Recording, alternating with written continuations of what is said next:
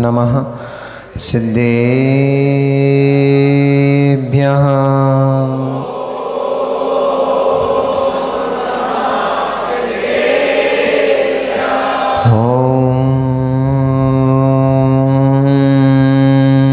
नमः सिद्धेभ्यः।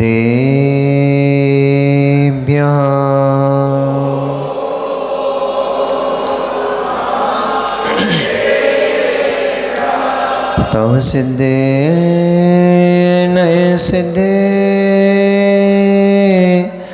संयम सिद्धे चरित्र सिद्धया नाणुम इदंसणं मिया सिद्धे सिरसा नमस्सामि। सिद्धं संपूर्णमव्यर्थं सिद्धे कारणमुत्तमं प्रशस्त दर्शन ज्ञान चारित्र प्रतिपादनं सुरेन्द्रमुकुटश्लिष्ट पादपद्मांशुकेशरम् प्रणमामि महावीरं लोकत्रयमङ्गलं। नमो अरिहन्ताणं नमो सिद्धाणं नमो आर्याणं नमो वज्रायाणं नमो लोये सव्यसाहुणं। जबरी अनंत अनंत परम सिद्ध परमेष्टि भगवान की, जबरी अनंत अनंत 24 तीर्थंकर भगवान की, देवादिदेव खजारार श्री मूलनायक चिंतामणि पार्श्वनाथ भगवान की, देवादिदेव खजार वर्तमान शासन नायक भगवान महावीर स्वामी की, आचार्य भगवंत कुंद कुंद देव की, आचार्य भगवंत रविशरण स्वामी महामुनिराज की, परम पूजनीय चरया श्रोमणिध्यात्म योगी आचार्य गुरुदेव श्री विशुद्ध सागर जी महामुनिराज की, परम पूजनीय आचार्य भगवंत श्री ज्ञान सागर जी महामुनिराज की, अहिंसामयी जैन धर्म की, बीतरागी प्रभु श्री रामचंद्र भगवान की,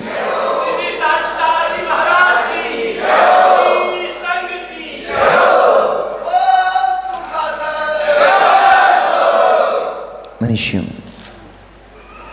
वर्तमान शासन नायक भगवान वर्धमान स्वामी के शासन काल में हम सभी भव्य जीव यहाँ विराजते हैं। परम भट्टारक महाश्रमण उन भगवान वर्धमान स्वामी के मुख कमल से निश्चित भागवादिनी भगवती मंजनवाणी का हम सभी भव्य जीव यहाँ पर करुणांजलि लगा करके पान कर रहे हैं। यह भागवादिनी, यह भगवती मंजनवाणी सभी जीवों का कल्याण करे, सभी जीवों का मोक्ष मार्ग प्रशस्त करे।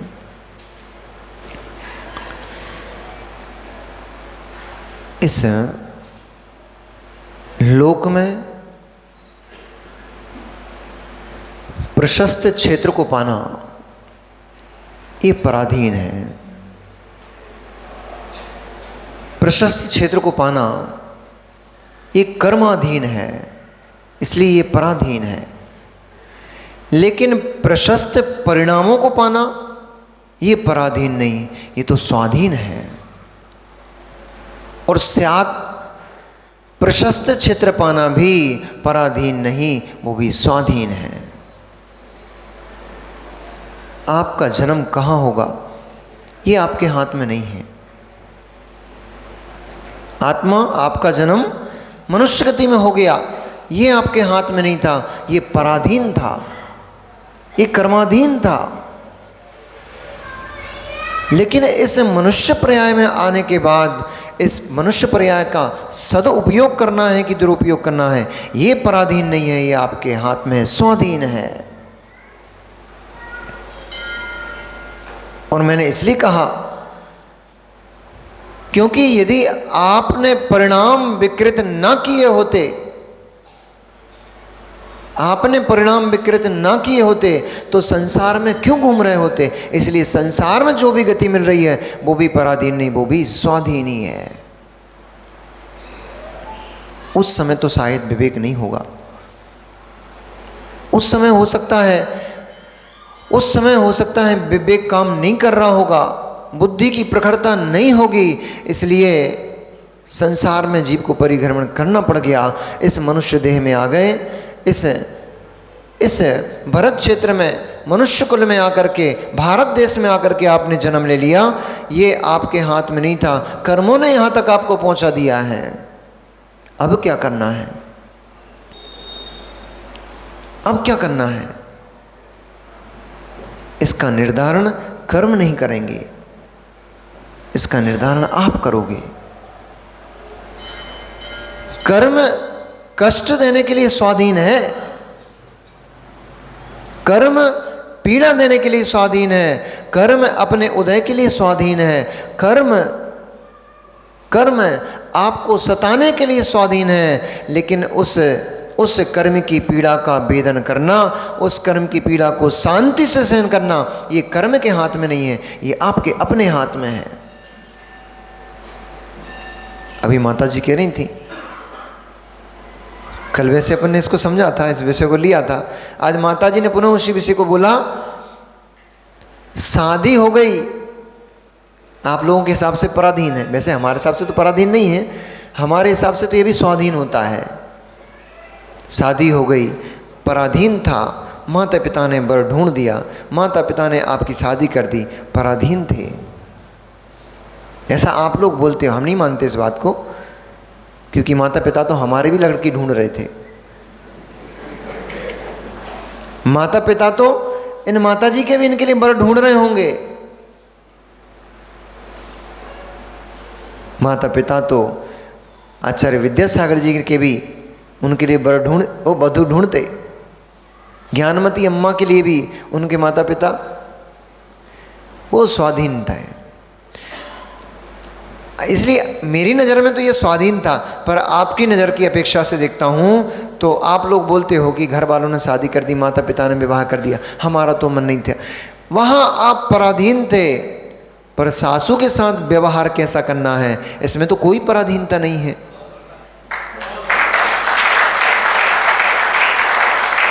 इसमें कोई पराधीनता नहीं है, इसमें तो आप स्वाधीन हो। कहाँ कहाँ भटक के आ चुके हो, कहाँ कहाँ घूम के आ चुके हो, अब आगे क्या निर्णय है। हे जीव, कभी तू छिपी टोला में बंदर बनकर उचकता फिरता था। हे जीव, कभी इस आगरा नगर के छिपी टोला में तू बंदर बनकर उचकता फिरता था, तो कभी इन गलियों में ही रिक्शा चलाते मिलता था, कभी इन्हीं गलियों में मंदिर की शिखर पर बैठकर कबूतर बनकर कुटरगू करते मिलता था, तो कभी छिपकली बनकर के कीड़ों को खाते मिलता था। जाने कौन सा जन्म का पुण्य उदय में आ गया, जाने कौन से भव में क्या तपस्या की होगी, क्या विचार अच्छे किए होंगे, वह पुण्य उदय में आ गया कि यहाँ आकर के मनुष्य पर्याय को ग्रहण कर लिया। मनुष्य पर्याय में भी उत्तम जैन कुल मिल गया, जैन कुल में भी धर्मात्माओं का समागम हो रहा है। अब क्या करना है, आगे क्या करना है, इसका निर्णय आप करोगे। ना आर्षमती माता जी कर सकती, ना साक्ष सागर महाराज कर सकते, ना ही कोई अन्य गुरु कर सकते हैं, गुरु माँ कर सकती हैं। इसका निर्णय तो आप स्वयं ही करोगे। और यहां बैठकर भी धर्म करना है, यहां बैठकर भी धर्म करना है, धर्म श्रवण करना है, या यहां बैठकर भी पाप करना है, इसका निर्णय भी आप करोगे। हम तो राम कथा कर रहे हैं, हम तो यहां सुना रहे हैं, हमारा काम हम कर रहे हैं। इसको सुन करके आपकी परिणति कैसी हो रही है, ये आपका अपना विषय है, आपके अपने परिणामों की धारा है। हो सकता है जब यहाँ माता सीता के चारित्र का माता जी अभी वर्णन कर रही थी, उस समय किसी की दृष्टि सीता के सुंदर रूप के ऊपर जा रही थी, तो किसी की दृष्टि उस मां सीता के गुणों के ऊपर जा रही थी, तो किसी की दृष्टि राम को धिक्कार रही थी कि आपने सीता को इतना बड़ा कष्ट क्यों दे दिया। सबकी परिणति अपनी अपनी है, और जिसकी परिणति जैसी चल रही थी उसको कर्म का बंध वैसा ही हो रहा है। यहां बैठा बैठा एक जीव कर्म की निर्जरा कर रहा है, दूसरा जीव बैठा बैठा कर्म का बंध कर रहा है। एक सोच रहा था कि महाराज जल्दी प्रवचन तो खत्म कर दो, हमारा कस्टमर दुकान की शटर के सामने खड़ा हुआ है। प्रवचन सभा वही है, मंडप वही है, श्रोतागण वही है। एक को प्रवचन सभा में बैठे बैठे भी अपनी दुकान का लक्ष्य है, संसार का लक्ष्य है, कर्म का बंध कर रहा है। और एक सोच रहा है, अहो मेरा भाग्य, मेरे कान पवित्र हो गए, मेरी देह पवित्र हो गई कि भगवान जिनेंद्र के चारित्र का वर्णन सुन रहा हूं। कर्म की निर्जरा कर रहा है, वो जीव स्वर्ग और मोक्ष का मार्ग प्रशस्त कर रहा है। परिणामों की धारा नहीं संभाल पाया बेचारा। सावला जी फिर जोड़ता हूं, कनेक्शन करता हूं। परिणामों की धारा नहीं संभाल पाया बेचारा, पर स्त्री में मोहित हो गया, इसलिए आज हरण को प्राप्त हो रहा है। दूसरे की पुत्री को हर कर ले आया, दूसरे की पत्नी को हर कर ले आया, तो आज कौन कुंडल मंडित राजा कुंडल मंडित दूसरे की पिंगल की पत्नी को हरण करके ले आया बेचारा। आज कितने वर्ष बीत गए, जन्म बीत गया, पर शत्रुता नहीं बीती मित्र। इसलिए भैया किसी को भी शत्रु बनाने से पहले 1000 बार इस बात का निर्णय करो कि एक बार शत्रु बना तो रहा हूं, पर इसकी शत्रुता मैं आगे चल के झेल पाऊंगा कि नहीं झेल पाऊंगा। शत्रु बनाने के पहले इस बात का निर्णय कर लो कि मैं इसकी भविष्य में शत्रुता इसकी झेल पाऊंगा कि नहीं झेल पाऊंगा। कहीं नहीं झेल पाए तो कितने जन्मों को नाश कर बैठोगे, कितनी पर्याएं नरकों में और निगोद में जा जाकर काटना पड़ेंगी। इस बात का निर्णय एक शत्रु को बनाने से पहले कर लेना।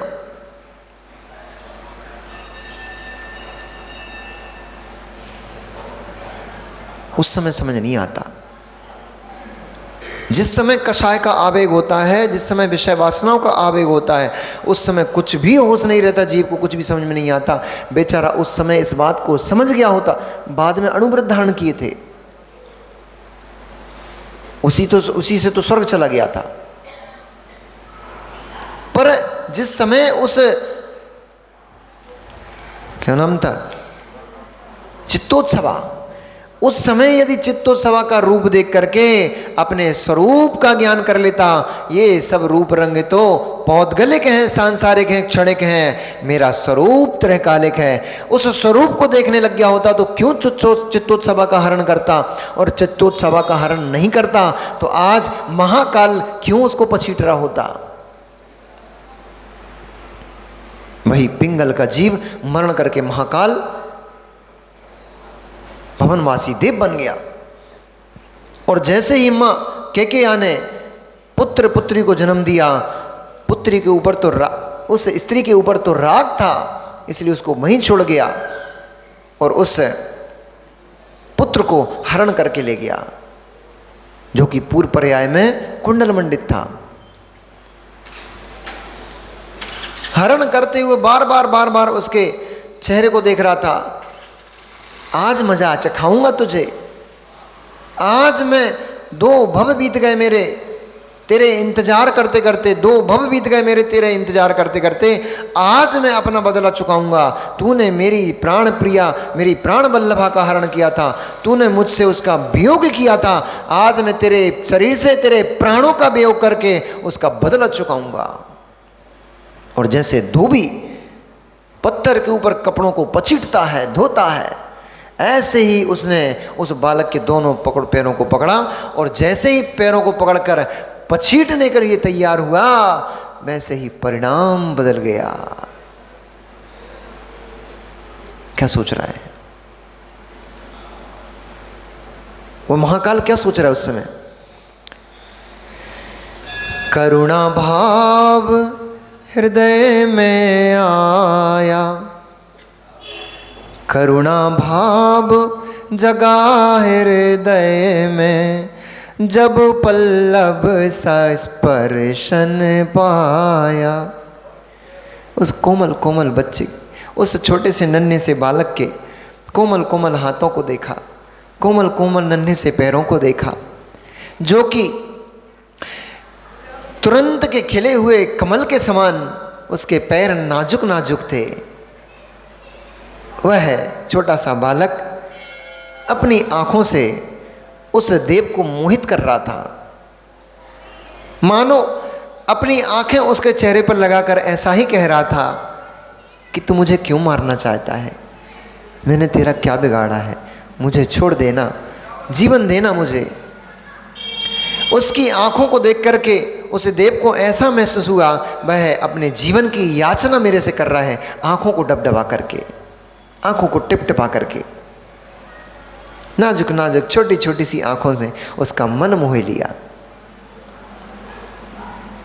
और वो क्या सोच रहा है कि करुणा भाव जगा हृदय में, जब पल्लव सा स्पर्शन पाया, कैसे घात करूं मैं तेरा, और तूने मेरा हृदय चुराया।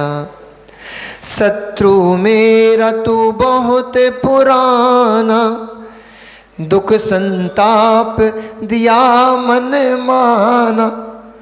अरे उनमें भी तो मैं नन्हा सा बालक ही तो देखता हूँ। ये हमारे प्रदीप जी भी मजे लेते रहते हैं साहुला जी के। अरे प्रदीप जी, आपने वो कथा नहीं सुनी क्या कि मुनिराज आहार करने आए, आहार करने के उपरांत मुनिराज ने बहू से पूछा, बेटा तुम्हारी उम्र क्या है? तो बहू कहती है, महाराज जी 3 वर्ष की हूं मैं। अच्छा, तो तुम्हारे पिता की उम्र क्या है, पति की उम्र क्या है? तो कहा अभी तो 6 महीने के हैं। लोग आश्चर्य में पड़ गए घर के, कि ये बहू पागल हो गई ये क्या, ये बोल क्या रही है? स्वयं की उम्र 3 साल बता रही है, पति की उम्र 6 महीने बता रही है, और बोले माँ की उम्र, माँ तो बुजुर्ग हैं, पुरानी हैं। और पिता की उम्र, ससुर की, ससुर तो अभी पैदा ही नहीं हुए। बोले मुनिराज वन को बाद में जाना, जंगल में बाद में जाना, पहले हमारी बहू के ऊपर जो भूत प्रेत लग गए हैं उस भूत प्रेत को उतार दो। लगता है अचानक से किसी बेंतर ने इसको ग्रसित कर लिया है, कोई बेंतर इसके ऊपर चढ़ गया है, इसलिए तो ये बहके बहकी पागलों जैसी बातें कर रही है। मुरुराज ने एक स्माइल दी हल्की सी और वापस वन के लिए चले गए। वो भागे भागे पहुंचे, महाराज क्षमा करना, हमारी बहू ने जो धृष्टता की है, जो गलती की है, जो अपशब्द आपसे कहे, उनके लिए हम सब क्षमा प्रार्थी हैं। बोले कहाँ, उसने क्या गलती की? बोले आपने प्रश्न पूछा था, उसका उसने ऐसा ऊट पटांग टाइप का जवाब दिया, वो अशोभनीय था। अरे बोले मित्र, उसने तो एकदम सही सही जवाब दिया। बोले सही जवाब दिया मतलब? मैंने उससे पूछा बेटी तुम्हारी उम्र क्या है? तो उसने कहा मैं 3 साल की। तो बोले वो 3 साल की नहीं है, वो तो 30 साल की है। नहीं, उसकी उम्र 3 साल ही है। नहीं मुनिराज, आप भी उसकी बातों में बात कर रहे हो, उसकी उम्र भाई 3 साल नहीं 30 साल है। मित्र तुम पर्याय दृष्टि देख रहे हो, मित्र, तुम देह को देख रहे हो, तुम्हारी बहू धर्म को धर्मात्मा है, वो धर्म को देखती है। कुछ समझ में नहीं आया। आप क्या पहेलियां बुझा रहे, मेरी कुछ समझ नहीं आया। मैंने उससे पूछा था कि बेटी तुम्हारी उम्र क्या है, उसने 3 साल पहले ही धर्म में प्रवेश किया है, 3 साल पहले ही उसने व्रतों को धारण किया है, इसलिए उसने कहा अभी मेरी उम्र 3 साल की है। उसके पति ने 6 महीने पहले ही व्रतों को अंगीकार किया, इसलिए उसकी पति की उम्र 6 महीने की है। माँ पहले से ही व्रती है, इसलिए उसकी उम्र अधिक है। पर आपने तो अभी तक कोई व्रत धारण नहीं किए, इसलिए आप तो अभी तक पैदा ही नहीं हुए हो। ऐसे ही हमारे प्रदीप जी उन साहुला जी में उम्र देख रहे हैं, हिलते हुए दाढ़ी मूंछों को देख रहे हैं, हिलते हुए दांतों को देख रहे हो। अरे जिस दिन से धर्म में प्रवेश हुआ है वही उनकी उम्र है। अभी तो हम बाल देखते हैं, अभी उनको मुनि बनना बाकी है ना। अभी तो गर्भावतारण हो रहा है, अभी जन्म तो, अनिल जी अभी तो गर्भावतारण हो रहा है, अभी तो जन्म बाकी बचा है। ठीक तो बोला कि गलत बोला? एकदम ठीक। मुनिराज गलत बोलते ही नहीं, मुनिराज का काम तो सत्य बोलना है। अच्छा चलो, तो जैसे ही उसने उस बालक के छोटे छोटे से मुस्कुराती हुई छोटे छोटे से होंठ और छोटी छोटी सी आंखों ने उसके हृदय को जीत लिया। उसने कहा तू मेरा पुराना शत्रु है, तूने मुझे बहुत कष्ट दिया है, तू मेरी पत्नी को हर कर ले गया था, तब मैं पूरी दुनिया भर में अपनी पत्नी के वियोग में मारा मारा घूमता फिरता था, एक क्षण भी मुझे शांति की वेदना नहीं होती थी, चैन की सांस नहीं ली मैंने, तूने मुझे बहुत कष्ट दिया है। शत्रु मेरा तू बहुत पुराना, दुख संताप दिया मन माना, हर ली मेरी प्राण प्यारी, दीना मुझको दुख बड़ा भारी, फिर क्यों तुझे पे करुणाए, क्यों न मेरा मन तुझे सताए। अरे बालक, ए मेरे बैरी, मुझे ये तो बता, तू मेरा शत्रु है, तूने मुझे इतना कष्ट दिया, इतना दुख दिया, फिर भी मेरे हाथ तुझे मारने के लिए क्यों नहीं उठ रहे हैं? करुणा उत्पन्न हो गई। पिंगल भागते भागते वन में पहुंचा था, वहां मुनिराज का समागम हो गया था और उसने संसार की दशा को देखते हुए मुनि पद धारण कर लिया था और उस मुनि पद की चर्या को करते हुए, मुनि पद की चर्या करते हुए एक एक जीव की रक्षा करके वो चलता था। वो संस्कार यहां पर उदय में आ गया। क्या सोच रहा था, क्या सोच रहा था? पूर्व पर्याय में मैं जब मुनिराज था, मैं एक एक जीव की रक्षा करके चलता था, मैं एक इंद्री दो इंद्री जीव के ऊपर पैर नहीं रखता था, उनको त्रसित नहीं करता, उनको त्रास नहीं देता था। तू पंचेंद्री मनुष्य है, मैं तुझे कैसे मारूं? उससे पर्याय में न जाने कितने कितने कष्ट कितने कितने लोगों ने मुझे दिए, पर उन सबको मैंने सहन किया कि नहीं किया था? विवेक पूर्वक बुद्धि पूर्वक मैंने सारे कष्टों को सहन किया था, फिर मैं आज तुझे कैसे मार सकता हूं? मुझसे तेरा वध नहीं हो पाएगा। भैया अखिलेश जी, किसी को कसाई मत देखो, किसी को क्रूर मत देखो। किसका परिणाम किस क्षण बदल जाएगा, कौन सा कर्म किस जीव का काम करने लग जाएगा, कौन सा भाव किस जीव का किस समय में उदय जाएगा, कोई भरोसा नहीं है। बड़े बड़े धर्मात्मा जीवों को मैंने, बड़े बड़े धर्मात्मा जीवों को, बड़े बड़े तपस्वियों को मैंने चारित्र भ्रष्ट होते देखा और बड़े बड़े भ्रष्टों को मैंने चारित्र धारण करते महाव्रती बनते देखा। मेरे सामने ऐसे भी उदाहरण आए। ये हमारे प्रवीण भैया एक दिन बोल रहे थे, भैया व्रती आय करने आया शाम को, बोले महाराज आप ऐसे बोलते हो जैसे हर चीज़ को आप भोग भोग कर आए हो, हर चीज़ को आप प्रत्यक्ष उदाहरण कर करके आए हो। सही बोले आप, सही बोले आप। मैंने इस संसार को, इस जमाने को बहुत नज़दीक से देखा है। अंदर घुस घुस के देखा है उसमें, एक एक क्रिया को मैंने बहुत अच्छे से अनुभूति ली है, अनुभूत किया है।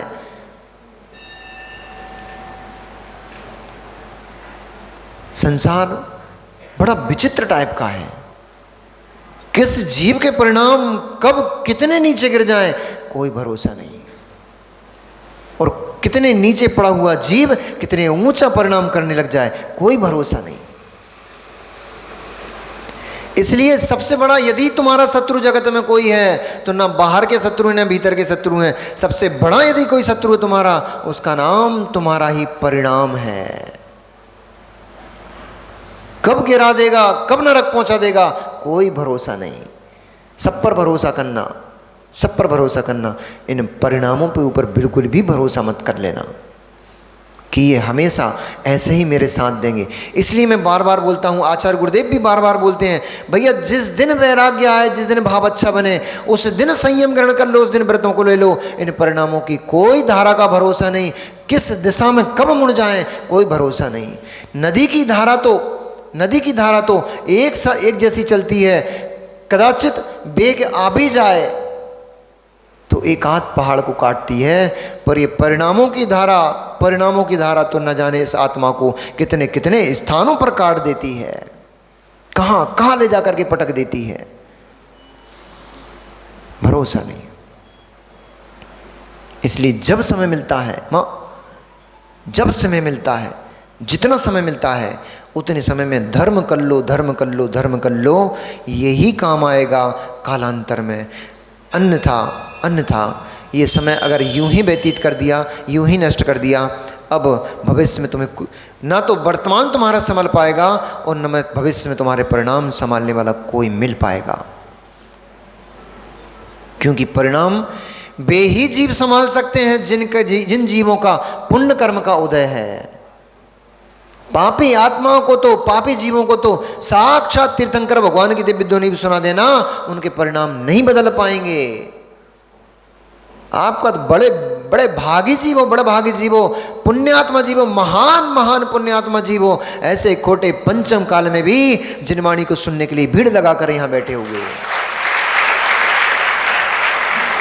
पुण्यात्मा जीव हो, पुण्य काम कर रहा है तो सुनकर ही मत चले जाना मनोज भैया, केवल सुनते ही मन चले जाना।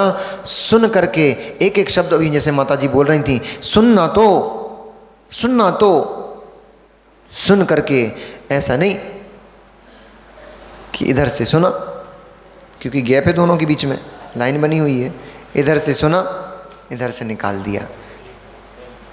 जैसे ही मंच के हॉल के बाहर पहुंचे तो पुनः वैसे के वैसे पर्यूषण पर्व आने वाला है। पर्यूषण पर्व में वहाँ MD जैन में शिविर लगेगा, यहाँ भी बहुत सारी बातें होंगी, पूजन पाठ होगा। शायद सुन रहे हैं नंदीश्वर दीप की रचना करने आप लोग जा रहे हो।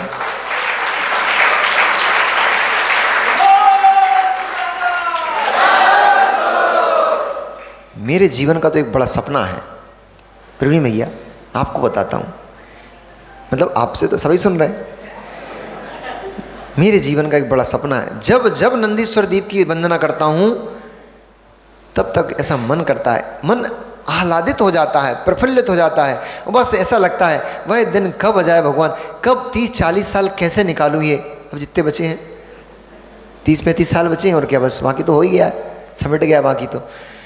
ये 30 साल कब निकल जाएं और कब मैं देव बन करके नंदीश्वर दीप जा करके साक्षात उन्हें अकृत्रिम चैतन्य की वंदना करूं। बड़ा मन करता है, बड़ा मन करता है। नहीं, अनिल जी को तो अभी बहुत संसार में काम करने बाकी है ना, अभी मन भर गया, बहुत बढ़िया। अनिल जी के लिए जरूर ताली बजाना चाहिए आपको। वास्तव में सरल हृदय जीव हैं, मन के साफ सुथरे व्यक्ति हैं, इसलिए व्यक्ति मुझे पसंद है। मन का साफ सुथरा आदमी है, मुंह से भले ही कड़क हो, थोड़े जवान हो सकती, थोड़ी कड़क हो, लेकिन हृदय व्यक्ति का बहुत साफ है। अपन एक ही मेजॉरिटी के भैया, अरे अब ये पर्सनल बातें हैं, बोला कि कुछ बातें साहुला जी एकांत में कर लेना चाहिए, सबके सामने थोड़ी पूछी जाती हैं। अब उनने अपने दिल की बात आपको बता दी, आप पूरी पोल पट्टी सबके सामने खोल दो। भाई उनका भी घर परिवार है, पत्नी है, बच्चे हैं, बच्चियां हैं, तो थोड़ी सब चीज़ें देखना पड़ती। वह है जैसे ही उसका परिणाम बदल गया, उस महाकाल ने सोचा अब इसको यदि, चूंकि सैनिक मेरे पीछे लगे हुए हैं, यद्यपि वह देव था, रूप आदि बदल कर जा सकता था, परंतु भय तो देवों में भी उत्पन्न होता है, भय संज्ञा तो उनको भी सताती है। इसलिए उसने सोचा पीछे सैनिक पड़े हुए हैं, लेके कहाँ जाऊं इसको, ये मनुष्य का एक बालक है, देव तो इसको बना नहीं सकता हूं, अब करूं क्या इसका। बहुत देर सोचा, कुछ भी समझ में नहीं आया। उसने सोचा कि अब इसके भाग में जो लिखा होगा वो हो जाएगा। उसने उस बालक के अंदर पर्णलब्धि नाम की विद्या डाली और पर्णलब्धि विद्या का संचार करके उसने उसको विमान से ऊपर से वहीं छोड़ दिया और विमान को लेकर के आगे चला गया। इधर चंद्रगति नाम का विद्याधर, जो अपने वो है पूर्णिमा के दिन अपने वन को जाया करता था, उद्यान में जाकर के रात व्यतीत करता था वो, इसलिए उस दिन पूर्णिमा थी और पूर्णिमा के दिन वह चंद्रगति विद्याधर अपने उद्यान में बैठा हुआ चिंतन कर रहा था। तभी उसने दोनों, जो देव था उसने उस बालक के कानों में 2 कुंडल पहनाए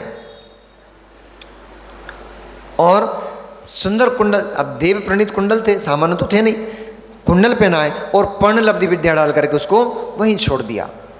इधर वो कुंडलों की आभा इतनी दैदीप्तिमान हो रही थी कि जैसे 2 सूर्य एक साथ नीचे उतरते चले आ रहे हैं।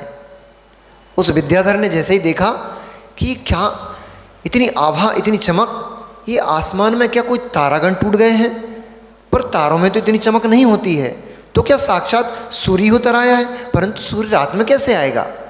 ऐसा ऊहापोह की स्थिति, विभिन्न प्रकार की कल्पनाएं करते हुए तुरंत ही उसको बालक के लक्षण दिखाई दिए। तुरंत ही उसने, विद्याधर ने उड़ते हुए उड़ करके उस बालक को आसमान में बीच में ही झेल लिया।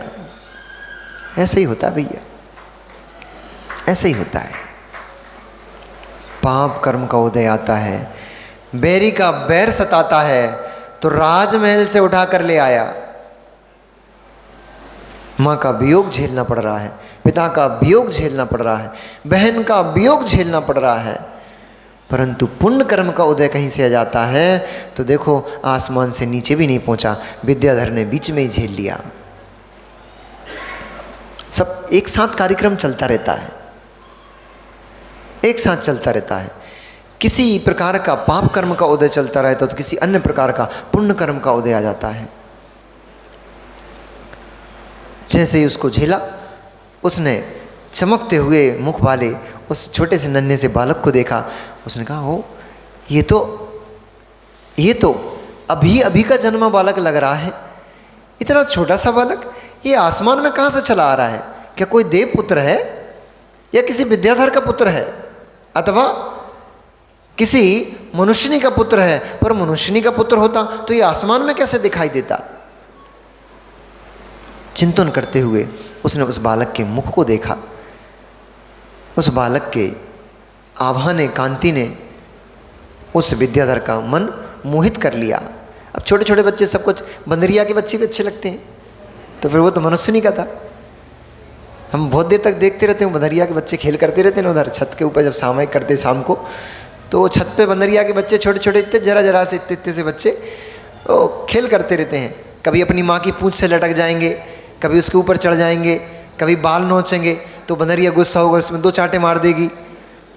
ये सब जगह चलता है। ये माँ का गुस्सा जगत में प्रसिद्ध है, ममता प्रसिद्ध है तो गुस्सा भी प्रसिद्ध है। ये माताएं बच्चे को लाड़ दुलाड़ तो देती हैं, पर जब इनको गुस्सा आ जाती है तो बच्चे में 2 चांटे भी झाड़ देती हैं। तो बंदरिया में भी गुस्सा आ जाता है उसको, तो वो भी 2 चांटे देती है, उसको बिठा देती, चुप बैठ। तो नन्हे नन्हे से बालक सभी का मन मोह लेते हैं। उस विद्याधर का मन मोह लिया। चारों तरफ उसने इधर उधर देखा, जब कोई नहीं दिखाई दिया, वह अपने उस बालक को लेकर के गया और उसने अपनी विद्याधरी, अपनी पत्नी पुष्पवती उसकी गोद में वो शयन कर रही थी, सो रही थी, उसके बाजू में ले जाकर के उसको सुलाया। जैसे ही कुछ आहट हुई, वह पुष्पवती की आंखें खुल गईं और उसने जैसे ही देखा एक सुंदर, कानों में सुंदर सुंदर कुंडल और बहुत नाजुक नाजुक सा एक छोटा सा बालक मेरे बाजू में सो रहा है। तो उसने कहा, हे देव, ये बालक कौन है और ये यहाँ बाजू में कैसे आ गया? अरे भोली आदमिन, ये तेरा ही तो बालक है, इसे तूने ही उत्पन्न किया है। बोले, ऐसा भी होता है क्या कि मैंने बालक की उत्पत्ति कर दी और मुझे पता भी नहीं चला? सच सच तो कहो, सच सच तो कहो, ये कौन बालक है, कहाँ से आया है और इसके कानों में इतने सुंदर कुंडल कैसे शोभायमान हो रहे हैं? ये मनुष्य लोग के तो नहीं लगते हैं, ये तो ऐसा लगता है साक्षात देवों ने ही इसके कानों में कुंडलों को पहनाया हो। कौन है ये? बोले, मेरी बात की तुझे भरोसा नहीं है क्या? मैं तुझसे असत्य बोलूंगा क्या? जैसे हमारे रिंकू भैया बोलते हैं कि मैं तुमसे असत्य बोलूंगा क्या? तो सच कहो ना, तो सच कहो ना, ये बालक कौन है, कहां से लेकर आए हो? अरे भगवान, ये तेरा ही पुत्र है, तूने ही इसे जन्म दिया है। मैं तो बांझ स्त्री हूं, पुत्र कैसे जन्म दे सकती हूं? विद्याधरी ने कहा, मैं तो बांझ स्त्री हूं, मैं पुत्र को जन्म कैसे दे सकती हूं? तब उसने कहा, मैं उद्यान में विश्राम कर रहा था, उस समय आसमान से कोई दैदीप्तिमान वस्तु को आते हुए मैंने देखा। आसमान में उड़कर मैंने जैसे ही इसको हाथ में लिया, मैंने देखा ये नन्हा सा बालक जिसका कोई सहारा नहीं था। किसका बालक है, कौन हर के लाया, किसने देखा, कुछ भी पता नहीं था, इसलिए मैं इसको ले आया। तेरी गोद सोनी है, तेरे कोई संतान नहीं है, इसलिए ये बालक आज से तेरा बालक है। सुबह होते ही सारे नगर में डोंडी पिट गई, सारे नगर में जय जयकार होने लग गई, सारे नगर में उत्सव मनाए जाने लग गया। हमारे बड़े वर्षों के बाद हमारे राजा रानी के यहाँ पुत्रोत्पत्ति हुई है। भूमि गोचरी का बालक विद्याधरों के यहाँ पल रहा है। भूमि गोचरी का बालक, भूमि के राजाओं का बालक कहाँ? विजयार्थ पर्वत की श्रेणियों में विद्याधरों के नगर में घरों में पल रहा है। वहाँ उसका बहुत लालन पालन अच्छे से हुआ और उसके तेज से, उसके कुंडलों के तेज से वह सारे आभा मंडल को दैदीप्तिमान करता था, इसलिए उसका नाम विद्याधर ने भामंडल रखा।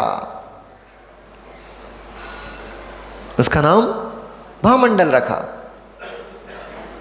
बहुत सारी विद्याओं को उस विद्याधर ने उस भामंडल को दिया और जैसे जैसे वह वृद्धि को प्राप्त हो रहा था, वैसे वैसे उसकी अनेक अनेक चेष्टाएं उन विद्याधरी को बहुत हर्षित करती थीं, बहुत उमंग उत्पन्न करती थीं और उन्होंने साक्षात अपने बेटे जैसा ही उसका लालन पालन किया।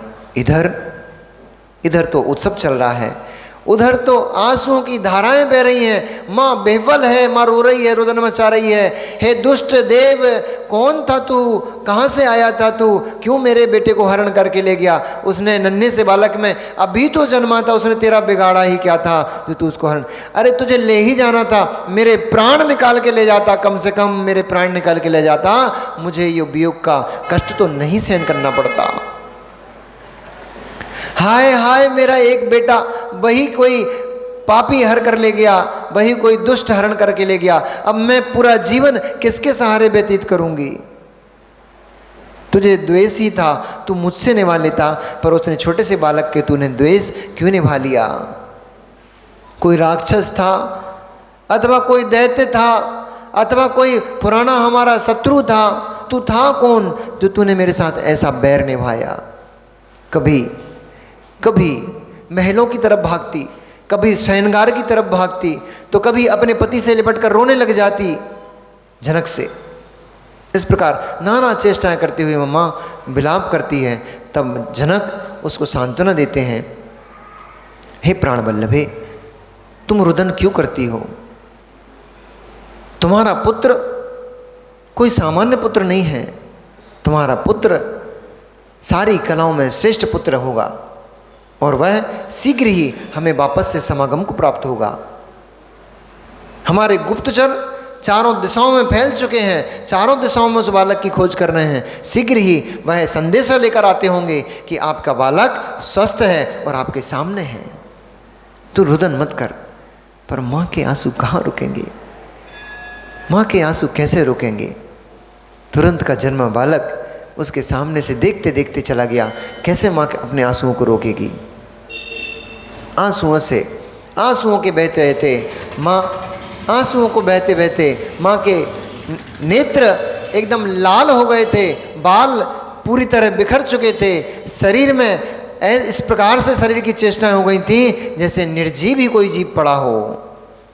ऐसी चेष्टाओं को धारण करती हुई माँ बहुत रुदन करती है, बहुत रुदन करती है।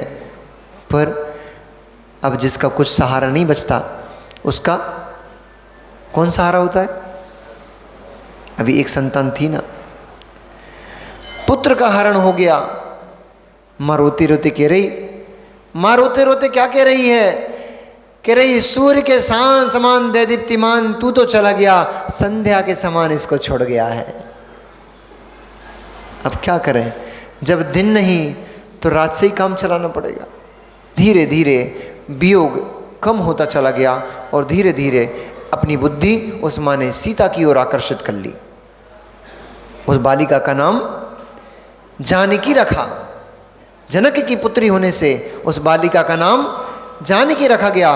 वह अत्यंत सुकोमल और सुमुखी थी, सभी के मन को हरण करती थी, इसलिए उसका नाम सीता भी रखा। ऐसी वह सीता धीरे धीरे वृद्धि को प्राप्त होती गई और बड़ी होते होते अपने कुमारी अवस्था को प्राप्त हुई।